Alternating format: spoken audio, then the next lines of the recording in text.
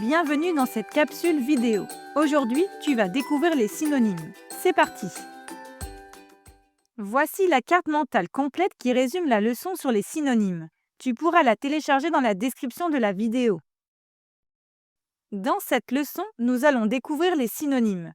Nous verrons tout d'abord leur définition, puis à quoi ils servent, ensuite où les chercher, et enfin leur nature grammaticale. Commençons par la définition. Les synonymes sont des mots qui ont un sens proche, mais qui ne s'écrivent pas pareil. Regardons l'exemple. Un bateau et un navire veulent dire la même chose. Ce sont donc des synonymes. Voyons maintenant à quoi servent les synonymes. Les synonymes servent d'abord à éviter les répétitions et aussi à enrichir son texte. Regardons l'exemple. Louis a sauté sur son lit. On peut aussi dire Louis a bondi sur son lit. Les mots sauter et bondi sont des synonymes. Ils permettent de varier les mots tout en gardant le même sens. À présent, voyons où chercher des synonymes. Pour trouver des synonymes, on peut utiliser le dictionnaire. Regardons dans l'exemple suivant. Si je cherche le mot crier dans le dictionnaire, je peux trouver un synonyme comme hurler.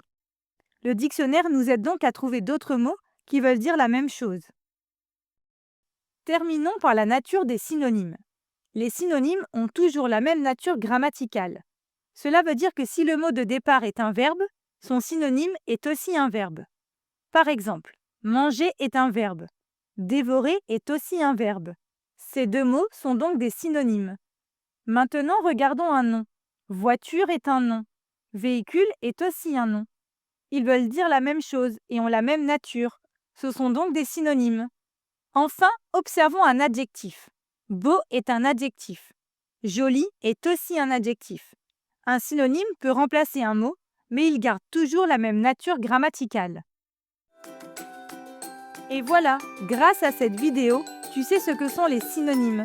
N'oublie pas de télécharger la carte mentale associée à cette leçon. Le lien est dans la description. Tu y trouveras aussi des fiches d'exercices et des quiz pour t'entraîner. À bientôt!